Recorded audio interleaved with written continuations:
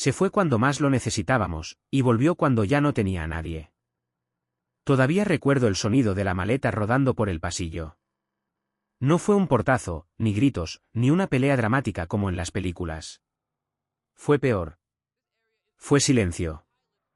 Mi padre salió de casa un martes cualquiera, después de desayunar como siempre, y no volvió jamás, al menos, no para nosotros. Yo tenía 17 años y pensaba que los problemas grandes les pasaban a otras familias. Me llamo Mateo, y hasta ese día mi vida era aburridamente normal. Vivíamos en un barrio de clase media.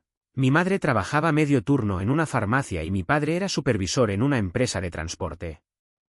No éramos ricos, pero nunca faltó comida en la mesa ni regalos modestos en cumpleaños. Yo soñaba con estudiar ingeniería. Mi hermana menor, Clara, solo soñaba con terminar el colegio y que la dejaran tranquila.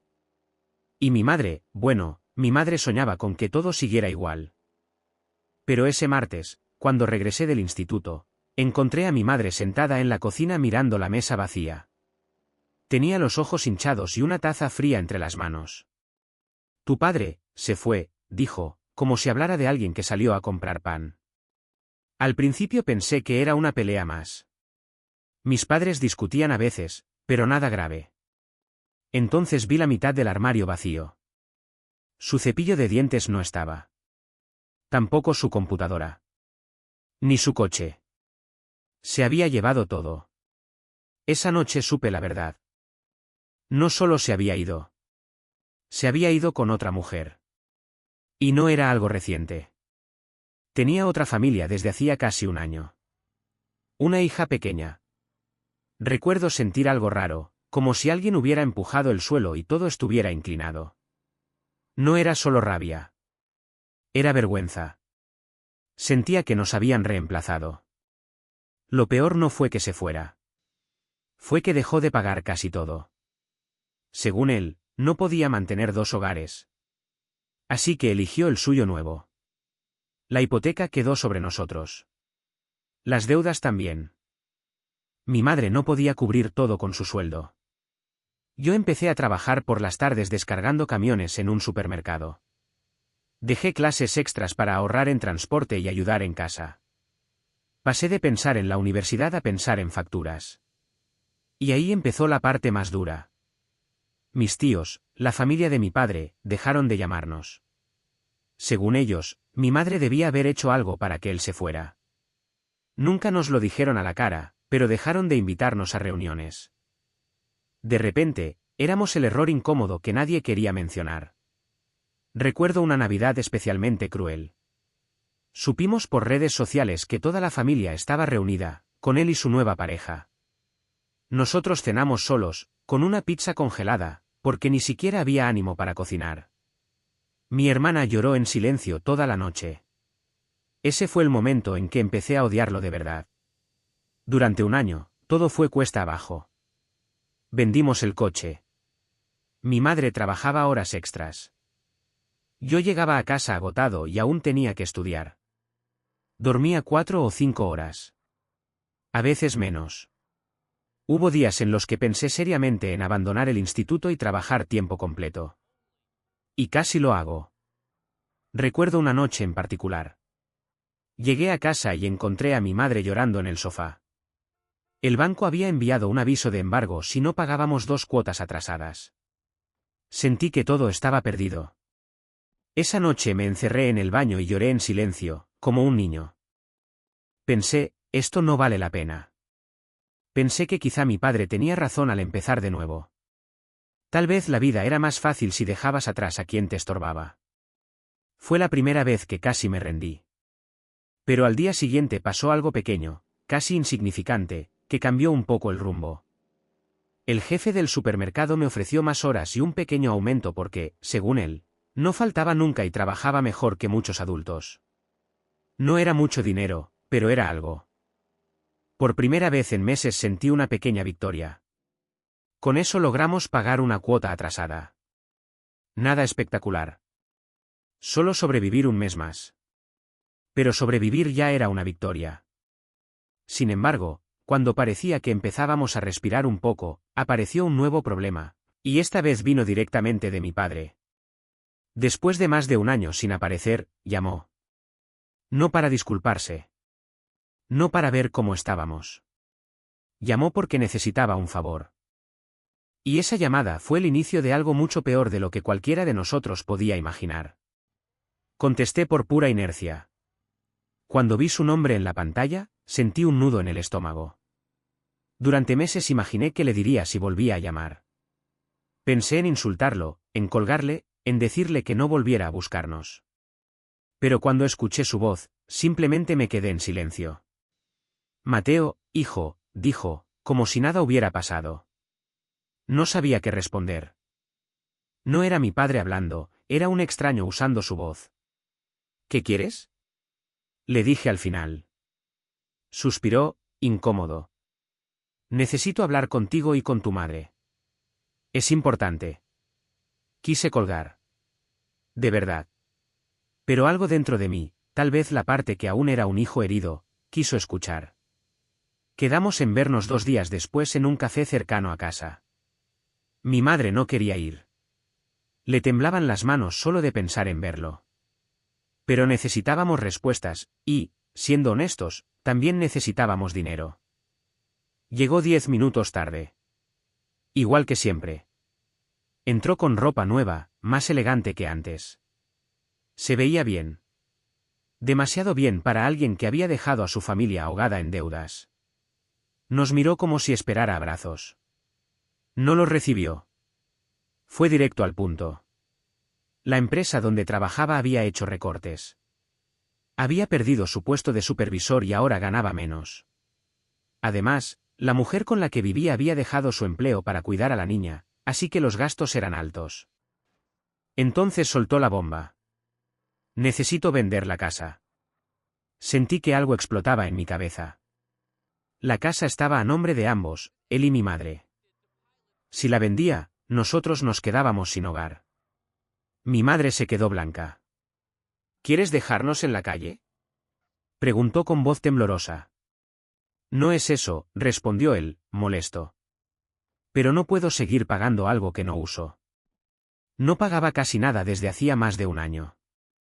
La discusión empezó a subir de tono. Yo intentaba mantenerme calmado, pero sentía la sangre arder. Nos abandonaste, le dije. ¿Y ahora quieres quitarnos lo único que tenemos? Se defendió diciendo que tenía derecho a rehacer su vida. Que no podía cargar con todos. Que también tenía otra hija. ¿Otra hija? Como si Clara y yo ya no contáramos. Lo peor fue cuando insinuó que mi madre debía buscar un lugar más pequeño, más acorde a sus ingresos. Mi madre, que había sacrificado media vida por esa familia. Salimos de ese café temblando de rabia. Esa noche fue la peor discusión que recuerdo en casa. Mi madre lloraba diciendo que no sabía qué hacer. Yo gritaba que pelearíamos legalmente. Clara solo estaba encerrada en su habitación. Durante semanas vivimos con la amenaza constante de perder la casa. Mi padre presionaba.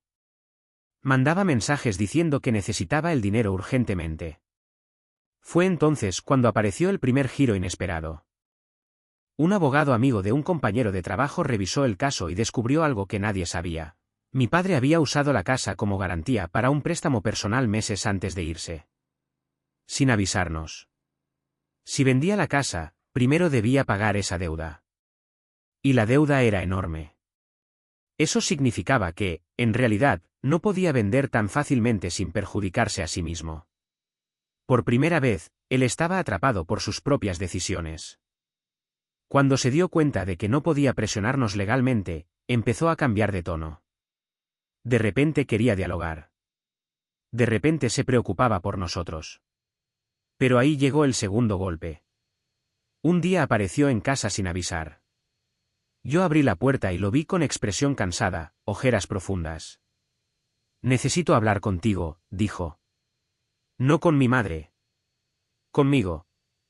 Salimos a caminar. Y fue ahí cuando confesó algo que me dejó helado. La mujer por la que nos había dejado, lo estaba echando de casa. Habían empezado a pelear por dinero, y ella decía que él no aportaba suficiente. La relación se estaba rompiendo. Y entonces dijo lo impensable. Tal vez podría quedarme unos días con ustedes, hasta arreglar las cosas. Sentí náuseas. El hombre que nos dejó sin estabilidad, que nos obligó a sobrevivir solos, ahora quería refugio. Y por un instante, solo un instante, dudé. Porque seguía siendo mi padre. Pero también recordé a mi madre llorando, las noches sin dormir, el miedo constante de perderlo todo. Y entendí que esa decisión iba a cambiarlo todo. Lo miré caminando a mi lado, con las manos en los bolsillos, como si nada hubiera cambiado. Como si no hubiera destrozado todo lo que nosotros habíamos tardado años en construir. Y, aún así, seguía siendo mi padre. Ese fue el peor conflicto interno que he sentido en mi vida. Parte de mí quería decirle que sí. Que volviera. Que intentáramos reconstruir algo. Porque, aunque suene patético, uno nunca deja de querer a sus padres del todo. Pero entonces recordé a mi madre contando monedas para llegar a fin de mes. Recordé a Clara preguntando si teníamos que mudarnos. Recordé cómo tuve que abandonar mi sueño de universidad para trabajar. Y dije: no. Se quedó en silencio. No puedes volver, continué. No después de todo. Su expresión cambió de cansancio a molestia. Soy tu padre. Y nosotros éramos tu familia. No gritamos. Fue peor. Fue frío. Intentó convencerme durante varios minutos. Que eran solo unas semanas. Que no tenía a dónde ir. Que era una emergencia. Y ahí llegó el momento moralmente ambiguo del que todavía no sé si me arrepiento. Le mentí. Le dije que estábamos a punto de perder la casa y que no podíamos tener más problemas encima. No era del todo cierto, estábamos mejorando lentamente. Pero necesitaba que entendiera que ya no tenía lugar ahí. Se fue furioso. Esa noche le conté todo a mi madre. Ella, para mi sorpresa, lloró, pero no por él. Me alegra que hayas pensado en nosotros, me dijo. Y por primera vez sentí que había protegido a mi familia.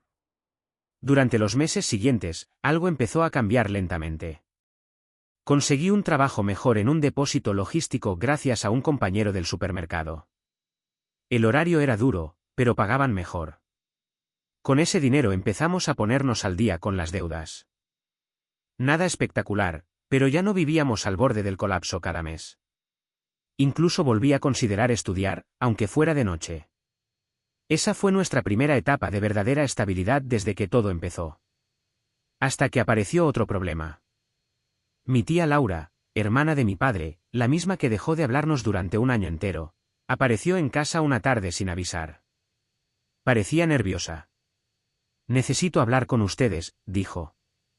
Mi madre dudó, pero la dejó pasar. Resultó que mi padre llevaba meses pidiéndole dinero a distintos familiares.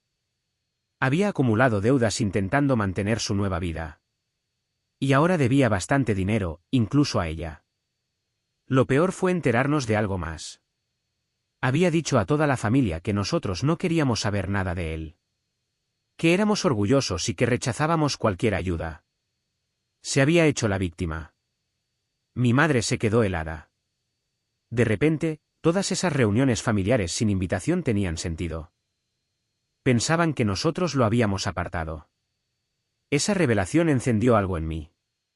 Por primera vez sentí ganas de enfrentarlo públicamente. Y esa oportunidad llegó antes de lo esperado. Mi abuela cumplía años y, por presión de varios familiares que empezaron a conocer la verdad, nos invitaron. Dudamos mucho en ir, pero al final aceptamos. Sabíamos que él estaría allí. La tensión empezó desde que entramos. Conversaciones que se detenían. Miradas incómodas. Susurros. Y entonces lo vi. Parecía más viejo. Más cansado. Su nueva pareja no estaba. Algunos familiares apenas le hablaban. Durante la comida intentó ignorarnos. Pero mi abuela, sin saber el drama completo, pidió que nos reconciliáramos. Y ahí explotó todo. Mi madre, que siempre había sido tranquila, habló. Y habló fuerte. Contó cómo nos dejó. Cómo dejó de pagar. Cómo casi perdimos la casa. El silencio en la mesa era insoportable. Yo añadí cómo tuvimos que trabajar para sobrevivir mientras él mantenía otra familia. Mi padre intentó defenderse, pero ya nadie lo escuchaba igual. Fue una escena dura. Incómoda. Pero necesaria. Por primera vez, quienes nos juzgaron empezaron a entender la verdad. Y, aún así, lo que pasó después fue algo que ninguno esperaba. Porque justo cuando parecía que él estaba tocando fondo, la vida decidió darle otro golpe. Y ese golpe terminaría cambiando el destino de todos nosotros. 2 semanas después del cumpleaños de mi abuela, recibí una llamada de un número desconocido mientras descargaba cajas en el depósito. Casi no contesto números desconocidos, pero algo me hizo hacerlo. Era un hospital.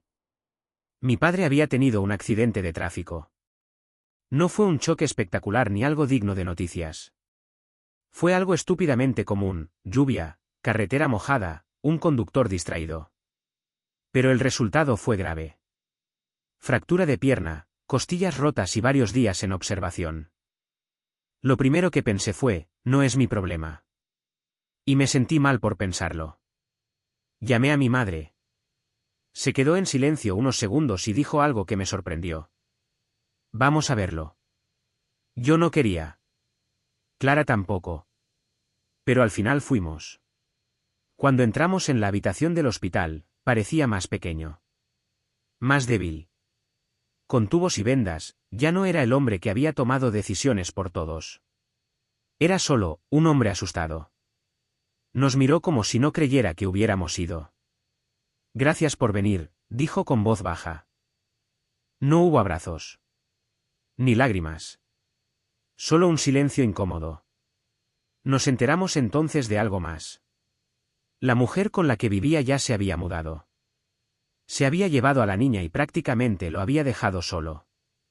Según él, no podía cargar con alguien enfermo y sin ingresos estables. El karma, pensé con crueldad. Pero verlo así no daba satisfacción. Solo cansancio. Durante las siguientes semanas ocurrió algo extraño: mi madre empezó a ayudarlo con trámites médicos. Nada exagerado. Solo papeleo, llamadas, cosas básicas. Yo no estaba de acuerdo. Pensaba que él debía enfrentar las consecuencias solo. Y entonces llegó la escena que casi me hace explotar. Una tarde llegué del trabajo y encontré a mi padre sentado en nuestra cocina. En nuestra casa. Mi madre le había permitido pasar mientras resolvía unos documentos. Clara estaba encerrada en su habitación, furiosa. Sentí que todo retrocedía al peor momento. ¿Qué hace aquí?, pregunté. Mi padre bajó la mirada. Mi madre intentó calmarme. Solo vino por unos papeles, Mateo. Pero yo exploté. Todo el cansancio acumulado salió de golpe. Le dije que no tenía derecho a aparecer como si nada. Que nos había abandonado. Que yo había tenido que crecer de golpe por su culpa. Le dije cosas duras. Algunas quizá demasiado.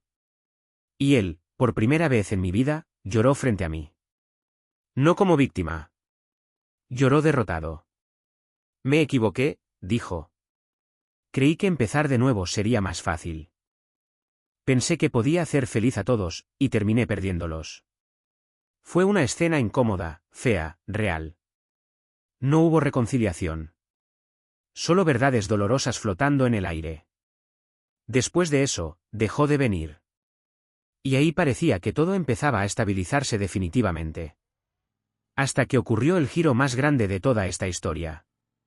Un giro que, sinceramente, todavía me cuesta creer cuando lo recuerdo. Un viernes por la noche, mi tía Laura volvió a llamarnos. Mi padre estaba siendo demandado por deudas importantes. No solo préstamos familiares, créditos bancarios, pagos atrasados, intereses acumulados. Y la casa, nuestra casa, aún estaba legalmente ligada a él. Si la situación empeoraba, podrían intentar embargar su parte. Eso significaba que, después de todo lo que habíamos sufrido para mantenerla, podíamos perderla por completo. Recuerdo mirar a mi madre y sentir algo cercano al pánico. Pensábamos que ya habíamos pasado lo peor. No era así. Y esta vez, la decisión que debíamos tomar no solo cambiaría su vida. también cambiaría la nuestra para siempre. Cuando colgamos la llamada de mi tía Laura, el silencio en casa era pesado. Mi madre estaba sentada frente a la mesa, mirando los papeles del banco como si esperara que cambiaran por sí solos. Yo tenía el corazón acelerado. Después de todo lo que habíamos pasado, la idea de perder la casa era insoportable. No era solo un techo. Era el símbolo de todo lo que habíamos aguantado. Esa noche casi no dormimos. Al día siguiente fuimos a hablar con un abogado recomendado por un compañero del trabajo. Revisó documentos durante casi una hora sin decir nada. Yo veía cómo fruncía el ceño y sentía que cada segundo empeoraba todo. Finalmente dijo: hay una salida, pero depende de su exesposo. Resultaba que, si mi padre aceptaba vendernos legalmente su parte de la casa por un monto simbólico, podríamos desligarla de sus deudas. Pero eso implicaba que él renunciara a cualquier derecho sobre ella. Mi madre soltó una risa amarga. No creo que quiera ayudarnos ahora. Yo tampoco lo creía. Aún así, no teníamos alternativa. Fui a verlo solo. Vivía en un pequeño departamento alquilado, en un barrio que claramente no era su primera opción. Cuando abrió la puerta, parecía mucho más envejecido que meses atrás. Entré y fui directo al punto. Le expliqué la situación. Que, si no hacía nada, el problema nos arrastraría a todos. Que necesitábamos que cediera su parte de la casa. Me escuchó en silencio. Y entonces dijo algo que me dejó helado. No puedo. Sentí un golpe en el pecho. ¿Cómo que no puedes? Si vendo mi parte, me quedo sin nada. No tengo ahorros. No tengo propiedad. No tengo respaldo. Por primera vez entendí algo, él también tenía miedo. Pero ese miedo era consecuencia de sus propias decisiones. Discutimos. ¿Mucho? Le recordé que nosotros habíamos sobrevivido sin él. Que no era justo que ahora nos hundiera también. Y entonces soltó algo inesperado. Tengo otra opción, pero no te va a gustar. Explicó que podía negociar con sus acreedores, pero necesitaba tiempo. Y dinero inicial para frenar acciones legales. Dinero que no tenía. Lo que pedía, básicamente, era ayuda nuestra. Ayuda de la familia que abandonó. Ahí llegó otro momento moralmente confuso. Porque ayudarlo significaba poner en riesgo lo poco que habíamos reconstruido. Pero no ayudarlo podía significar perder la casa igual. Durante días discutimos en casa. Clara estaba totalmente en contra. Que se arregle solo, decía. Nosotros lo hicimos. Mi madre estaba dividida. Yo también. Finalmente tomamos una decisión dura, le ayudaríamos, pero bajo condiciones claras y legales. Firmaría la cesión de la casa en cuanto resolviera sus deudas inmediatas. Nada de promesas. Todo por escrito. Cuando se lo propuse, aceptó casi sin discutir. Y entonces ocurrió algo que nadie esperaba. La mujer con la que había formado su nueva familia apareció en casa una tarde. Tocó el timbre y cuando abrí, la reconocí por fotos. Traía a la niña de la mano. Se veía agotada. Necesito hablar con tu madre, dijo. Resultó que mi padre tampoco había podido mantener económicamente esa casa. Ella estaba sola, con una hija pequeña y deudas acumuladas. Él ya no podía ayudarlas. Y ahora, de alguna manera retorcida, venían a pedirnos orientación y ayuda para arreglar ciertos trámites. La ironía era brutal. La familia por la que nos dejó ahora estaba igual de perdida que nosotros al principio. Mi madre, para sorpresa de todos, la escuchó. No hubo gritos ni reproches. Solo cansancio. Después, cuando cerró la puerta, dijo algo que todavía recuerdo. No voy a cargar con el odio toda mi vida. Esa frase me dejó pensando días enteros. Sin embargo, cuando parecía que por fin todo empezaba a ordenarse legalmente, llegó el golpe más duro para mí. Uno que casi me hace perderlo todo. Porque justo cuando estábamos a punto de cerrar el acuerdo de la casa, perdí mi trabajo. Y por primera vez desde que empezó toda esta historia, sentí que ya no tenía fuerzas para seguir peleando. Perdí el trabajo un lunes por la mañana, justo cuando creía que por fin empezábamos a ver la salida del túnel. La empresa perdió un contrato importante y empezaron a despedir gente. Yo era de los más nuevos, así que fui de los primeros en salir. El supervisor incluso se disculpó. No es personal, Mateo. Ojalá pudiera hacer algo. Salí del depósito con una caja de cartón que contenía mis cosas, una botella de agua, unos guantes gastados y una foto vieja de Clara y yo cuando éramos niños. Cosas pequeñas, pero que pesaban como si llevara piedras. No sabía cómo iba a decirlo en casa. Durante el camino sentí algo que no sentía desde el principio de toda esta pesadilla, ganas de rendirme.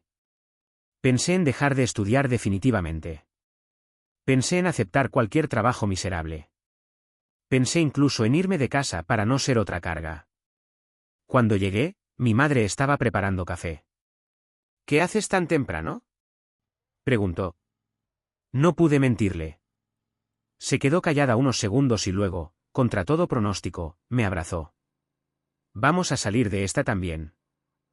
Pero esa noche, cuando todos dormían, me senté solo en la cocina y por primera vez pensé seriamente que quizá mi vida iba a ser siempre así, apagando incendios que otros habían provocado. Y entonces pasó algo que cambió el rumbo otra vez. 2 días después, mi padre apareció en casa, pero esta vez no para pedir nada. Traía una carpeta bajo el brazo. Había logrado llegar a un acuerdo con los bancos y acreedores. Vendió su coche, pidió ayuda a un amigo y aceptó un plan de pagos duro, pero viable. Y cumplió lo prometido, firmó los papeles para ceder definitivamente su parte de la casa a mi madre. Legalmente, por fin estábamos libres de sus deudas. Cuando terminó de firmar, se quedó sentado en silencio. Nadie sabía qué decir. Fue entonces cuando soltó algo inesperado. Quiero intentar arreglar lo que pueda, aunque ya sé que no puedo arreglarlo todo. No pedía volver.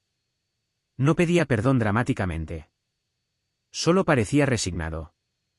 Clara ni siquiera salió de su habitación para despedirse. Yo lo acompañé hasta la puerta.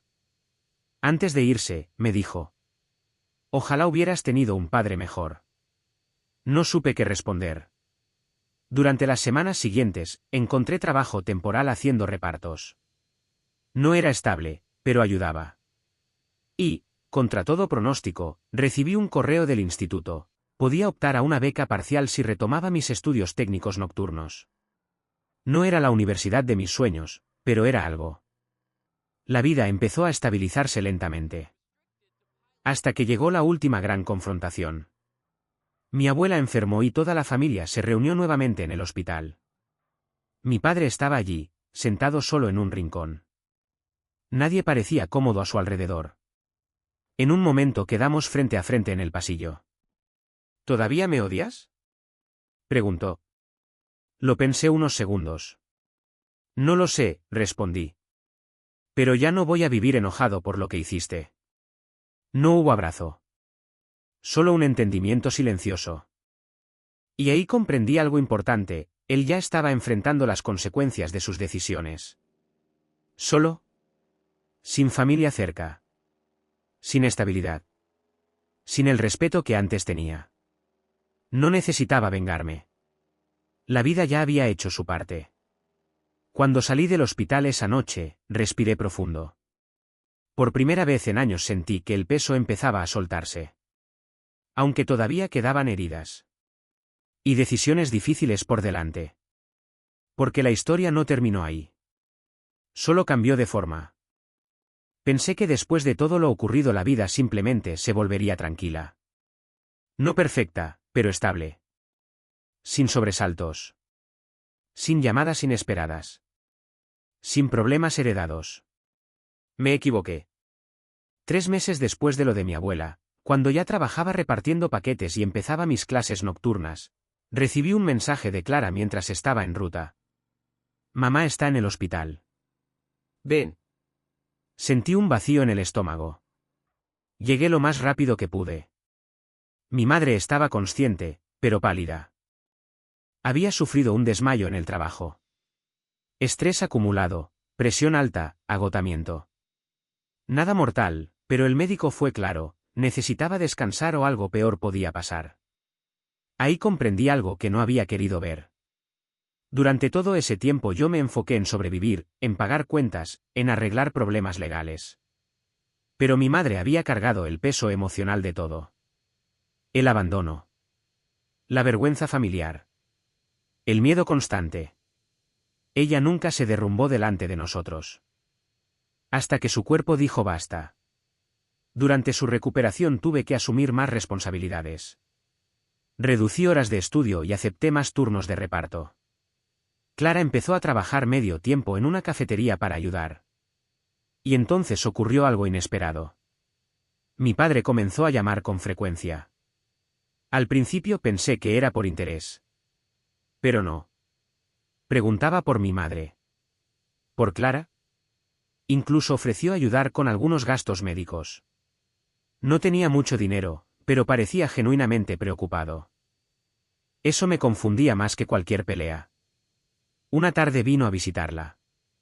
Yo estaba presente y esperaba tensión, pero fue extraño, hablaron con calma. Como dos personas cansadas, no como enemigos.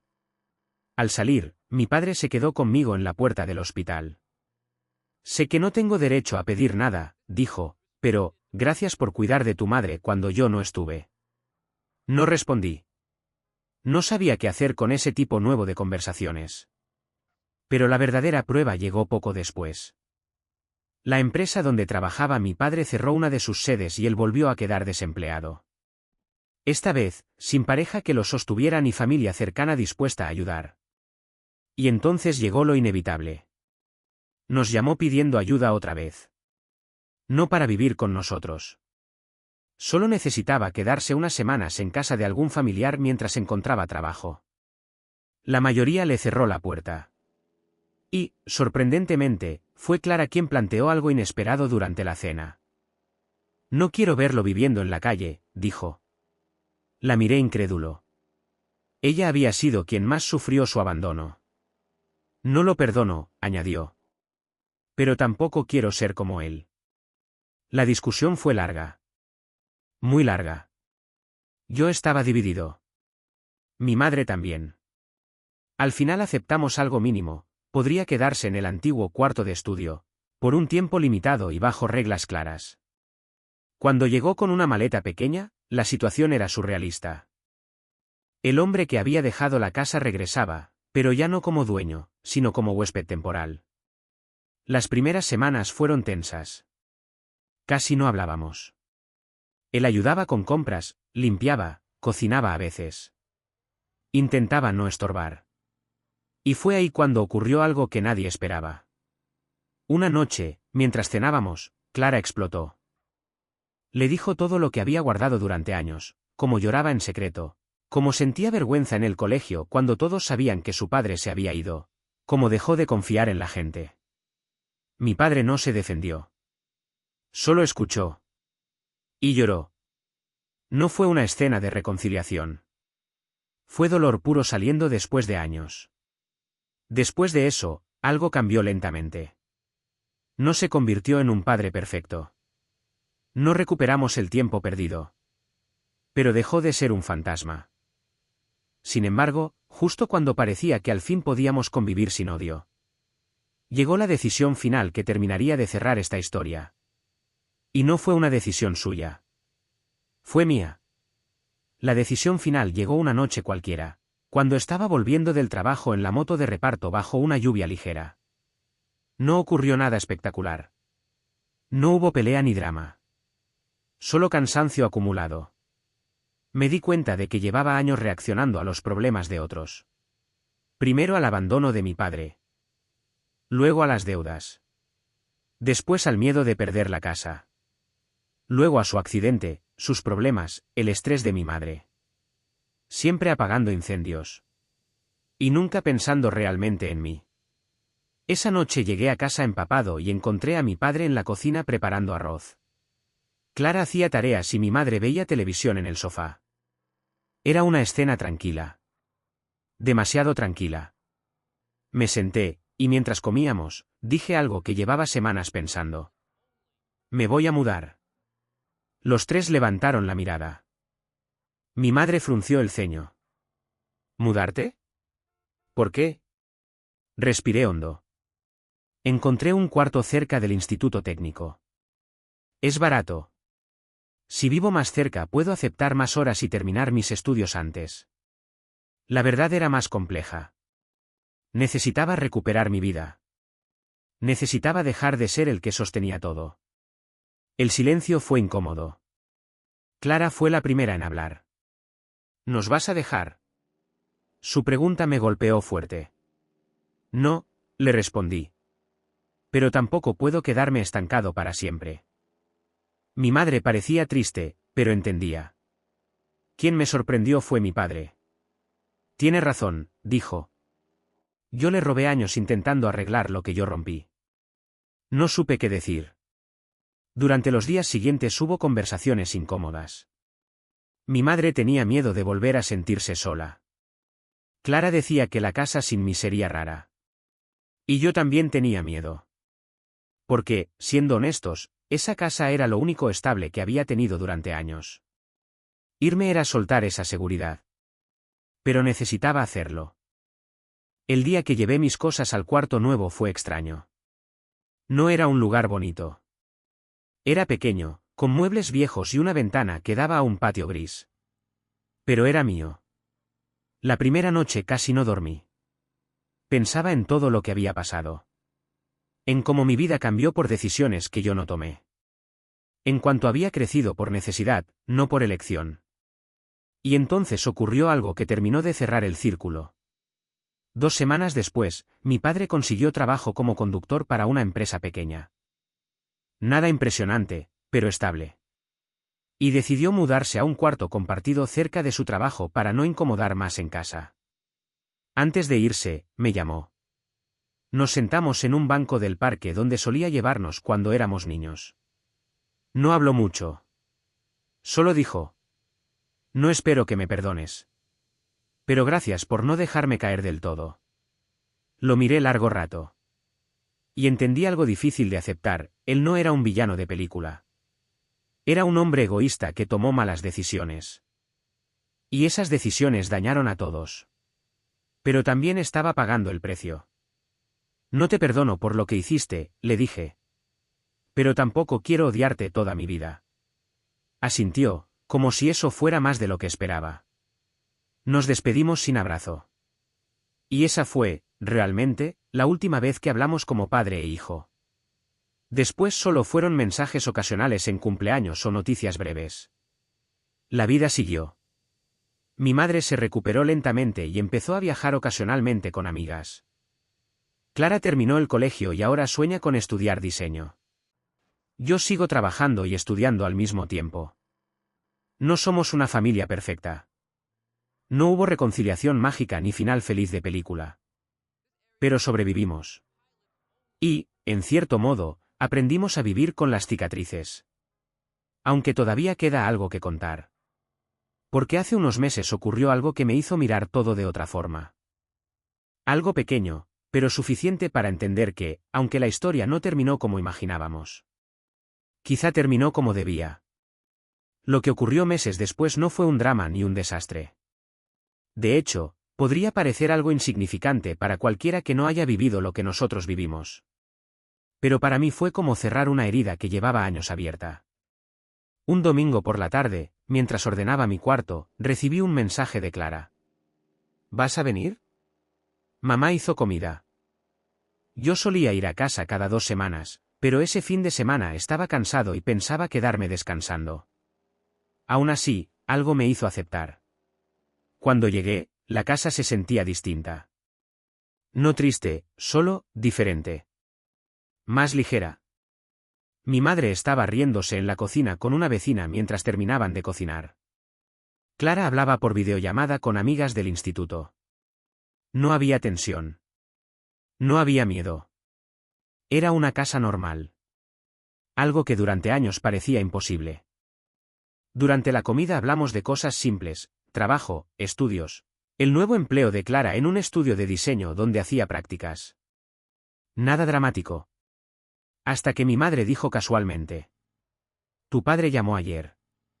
Mi reacción automática fue tensarme. ¿Qué pasó? Nada malo. Solo quería saber cómo estábamos. No dijo más. Y entonces entendí algo, ya no era un tema que controlara nuestras vidas.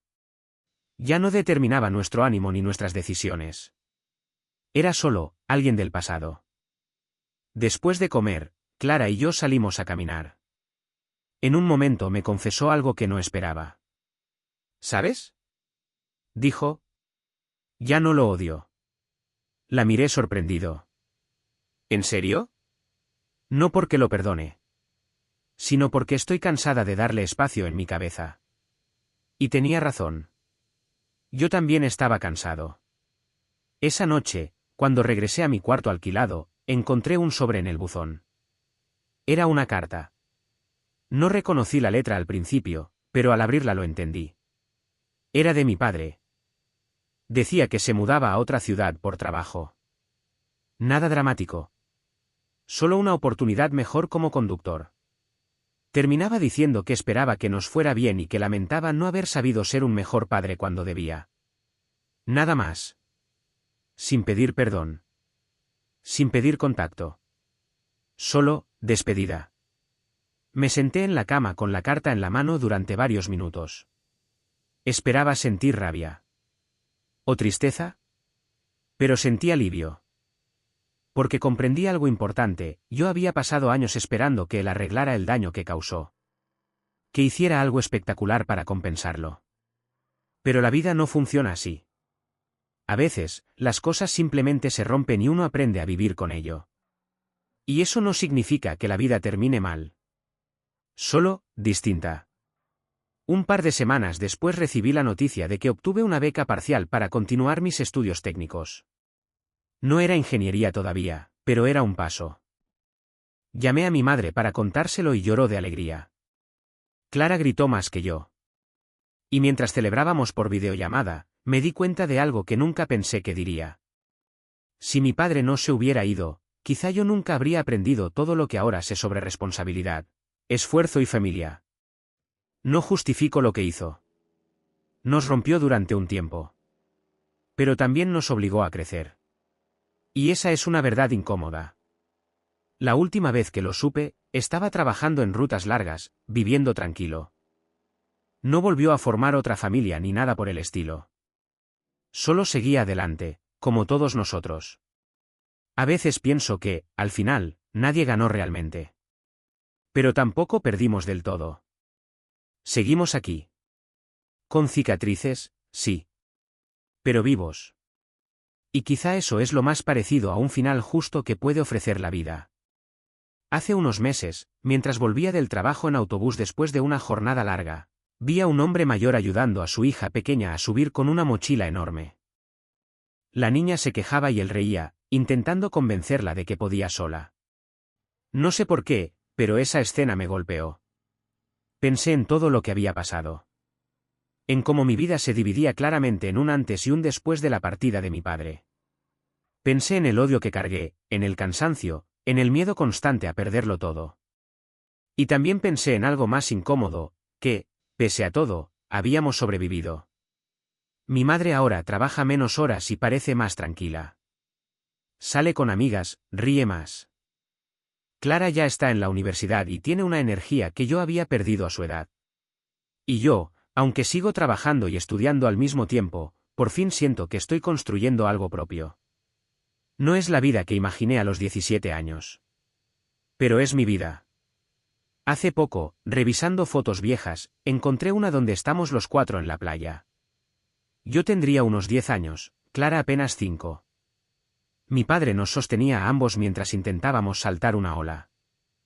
Y, por primera vez en mucho tiempo, pude mirar esa imagen sin sentir rabia. Porque entendí algo, hubo momentos buenos. Fueron reales. Aunque después todo se rompiera. No lo odio. Tampoco lo idealizo. Solo acepto que fue un hombre que tomó malas decisiones y que todos pagamos el precio. La diferencia es que nosotros decidimos no repetirlas. Hoy hablo con él muy de vez en cuando. Mensajes breves en cumpleaños o fiestas. Nada más. Y está bien así. No hubo reconciliación perfecta. No volvimos a ser familia. No recuperamos el tiempo perdido. Pero encontramos algo mejor, paz. Y si alguien está leyendo o escuchando esto esperando un final espectacular, lo siento. La vida rara vez lo es. A veces, el final más justo no es el más feliz. Es simplemente el momento en que dejas de cargar con lo que te rompió y sigues adelante.